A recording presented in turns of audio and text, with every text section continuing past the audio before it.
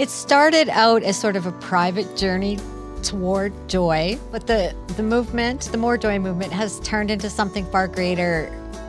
I always say because people chose that, I didn't choose it. It started around 2019 as kind of a spontaneous thing after I toured with the book Journey to Joy. You know, when people heard my depression and anxiety stories, so many people felt comfortable sharing. People showed interest in, what are some of the resources available? So our first event was in 2019 and we held something called More Joy Regina at the Connects Arts Center. And it drew 400 people and it sold out. And it was basically people standing up talking about depression and anxiety. And that's kind of when we got a sense that this could grow and this is needed. For the past 7 years, the More Joy movement has reached thousands with its online community, events, and retreats, and has provided over $50,000 in free counseling. In the subsequent years, we've hosted that same event, but we've added resources every year. We have therapy dogs now, we have a puppy room now, we have all the resources from the province now. It's turned into something unexpected. It started out quite small, and it's growing just with people who need a place to feel heard.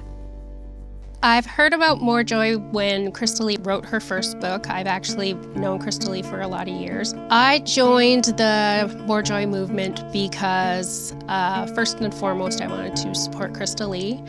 And secondly, because I was basically hiding a secret of my own, that I had a lot of struggles. I had a breakdown and I really didn't tell anybody, just kind of kept it a secret, and very few people knew, and I just was silent about it. So I was very curious about where this would go and what it would lead to for myself personally.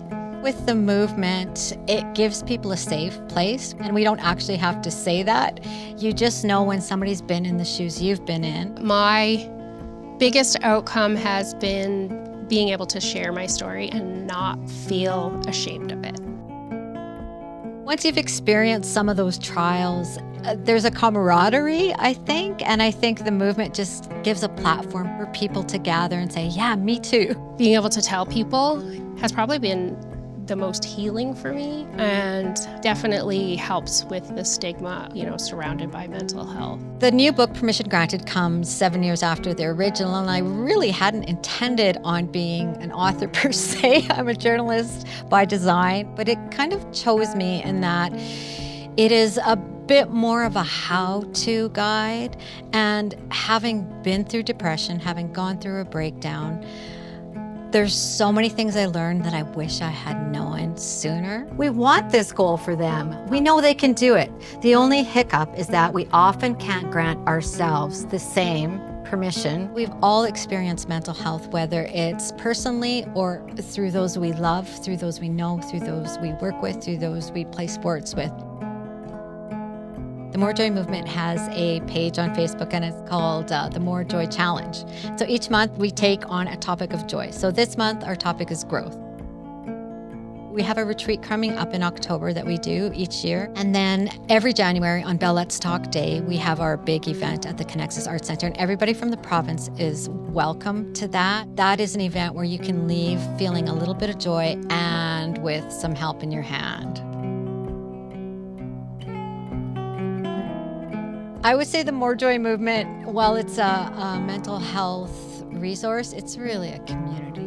But I feel that writing something meaningful is possible today. Permission granted to believe in the smallest little bit of hope I tell myself. There's a story to tell in every community. What should we feature next on maxTV Local? Let us know at SaskTel.com/local.